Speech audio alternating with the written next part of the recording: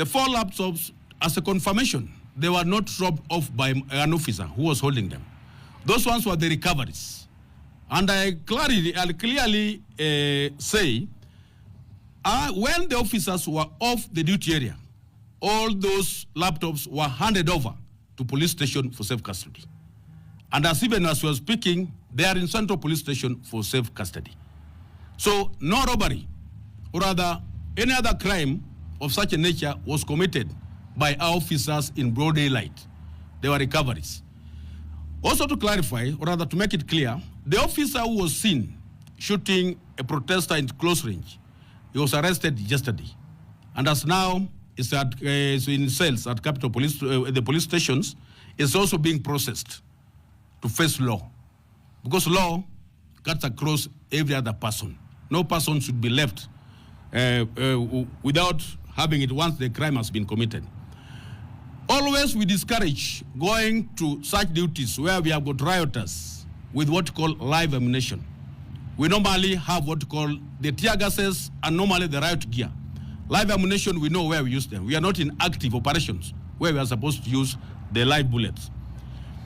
In analysis, as yesterday, the reports that we have received at Central Police Station, we have got 4 reports of malicious damage which were caused out of the purported demonstration which turned violent.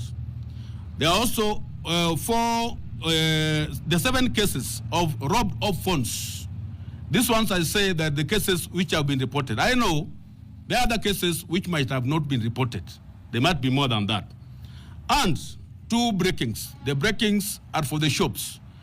There are 2 ladies who are businessmen within the main area, which there's a concentration as yesterday. One is claiming, or rather reporting, she lost clothing amounting to 2 million. That's too much for that person. That's total loss. The other one has made a report of the items valued at 200,000. And these ones were taken by the protesters. So as you can see, it wasn't what we call a peaceful demonstration. It was a thuggery by its nature. And that one, as a policing fraternity, we cannot allow. My assurance to the public, we are there to provide security to you all, regardless of who you are. But law will be followed to the latter. We would not want to discourage the issues of processions or other demonstrations, provided the right procedures are followed. We have been having demonstrations even since this year by the people, nurses and other people. They have been very peaceful. We have been covering them. And none has turned to be as what we saw yesterday. We are always ready and we shall provide the necessary assistance to our public in terms of provision of security.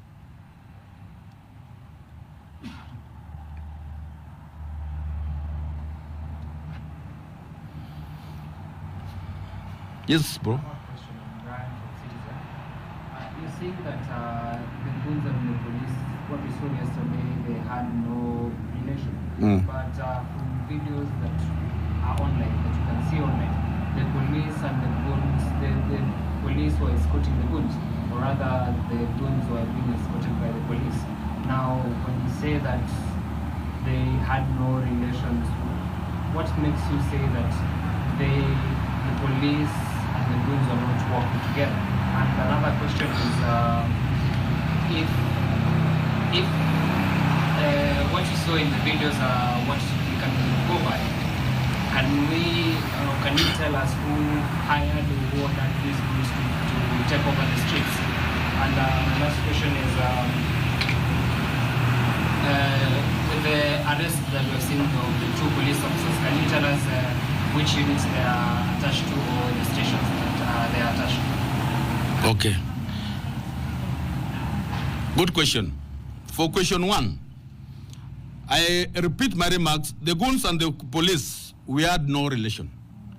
And for this one to be made very clear, the role the officers played, even during that time, there's a team we have set to ensure we see, or rather we determine, what is it that made them to be together. Because goons were not even in our briefing. Also, just as said, it was even difficult to realize between the goons and the protesters. Normally, we have what called the diversionary issues in terms of how people work. We have been seeing goons working, or rather attacking us through what we call the stones. They might have even changed to be using the fimbles in terms of attack. And that's why we are already in a what we call a troubled zones. And the troubled zones, once you overreact, the situation become more and more difficult to manage. That's why even you see, there are other people whom we could even arrest. But in terms of an appreciation, arresting them will make the situation to be more worse than how it was. And that is why I'm saying also, our team, which have been made, who have been assembled, are going to investigate who are these goons through the exploration of the photos we are seeing, and who hired them, who made them to be there. And who made them to be there, once you arrest one or two, automatically we are going to interrogate and to get who did so. The other thing you have, the question is the officers. These officers are officers from our commands. One officer is from Kayole Police Division. The other one was from the Kilimani. It was an amalgamated team assembled for purposes of the operations we are having. And that's normally how we work. And that's why even you see, yesterday they were arrested instant because they were very visible.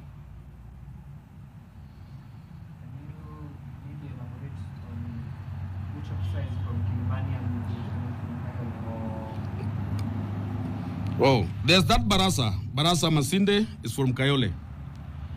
Then Kipiegon. Kiprono is from Kilimani. They were all forming what you call anti-riot team. The arms they were having were purely for dispersing rioters. Yes, madam.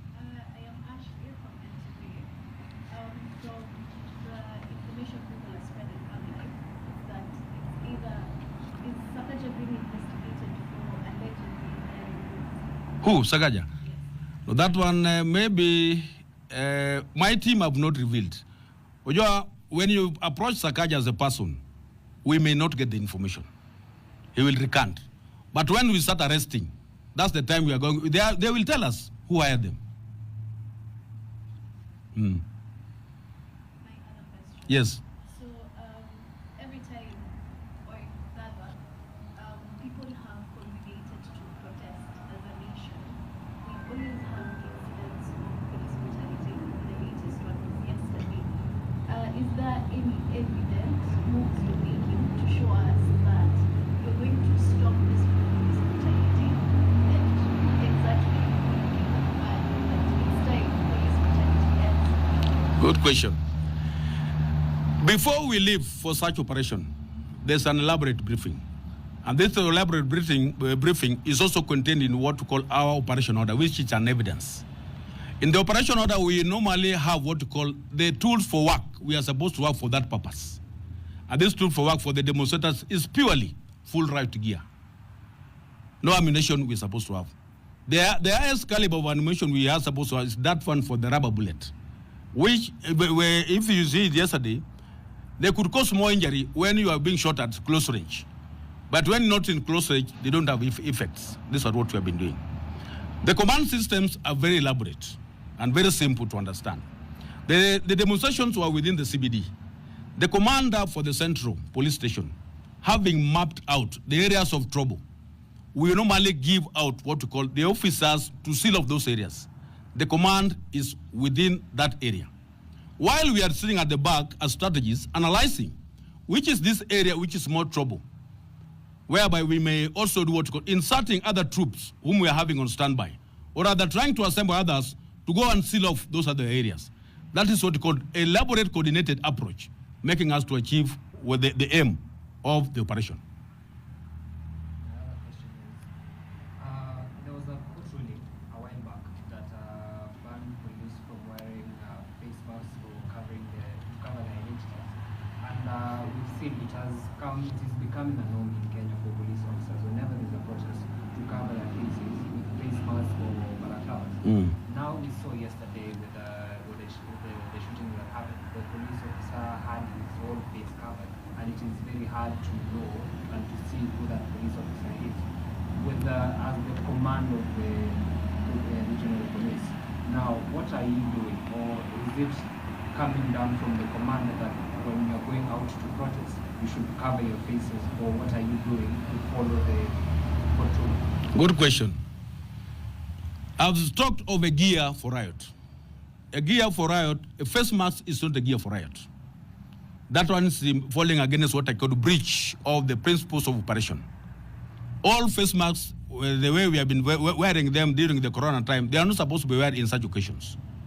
What we are supposed to wear in such occasions for riot, because of the aspect of tear gas, we have what we call respirators, which has got the breathing space and the eyes are more concealed.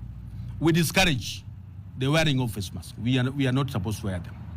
And that one is forming part of what we call the ingredients of a briefing before people leave. However, we may not rule out. We are in a society of policing. Other people may go against the briefing. That's why you could see one or two or having those face masks. The majority were abiding by the law. We shall emphasize on the need of having put on the gears as per the need of that operation. That's an assurance.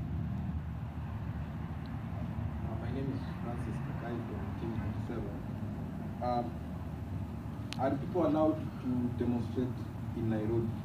My question is tied to, because the 25th of June is coming, and most definitely there will be a planned demonstration again the 25th, because it's an anniversary of the last year, 25th. What can the police tell the people who are planning to demonstrate on that particular day? Because when you get the messages for people who are planning to demonstrate, they usually say carry a phone, carry a bottle of water, and flag. But when it reaches that day, things turn haywire. So in preparedness for that particular day, because I know there was a letter that was taken to Central for people to request for them to peacefully demonstrate on that particular day. I don't know if it came here, but it was there. So how prepared are you, or what can you tell the people who are planning to demonstrate on that particular day, so that whatever happened yesterday cannot happen again? But people are prepared now to do it a better way next time. Good. For the 25th, we have got what we call enhanced plans for that. The letter which was delivered to Central, we are equally having that copy of their intents. What I would want to urge our publics, let's restrict ourselves to what we call peaceful demonstrations. Let's not have demonstrations which are going to interfere by other people who may be not part of the demonstrators. Remember, it will be a working day. We shall be having other people operating shops, hotels, and even other advanced stages. We are looking more uncivilized when we start converging, and then as we continue, it turns violent. It beats now the logics of conducting it. And this is what is making the situation now to become worse. They become reactive. Like even the other time last Thursday, you saw some going to rough up the officers who are armed, provocative. We are not there to be at war with you, the public. We are there just to provide safety. We are there, we shall provide enough and good security, the plans we have drawn, to ensure every other person who is going to participate, and even those who are not participating, will be safe for that matter.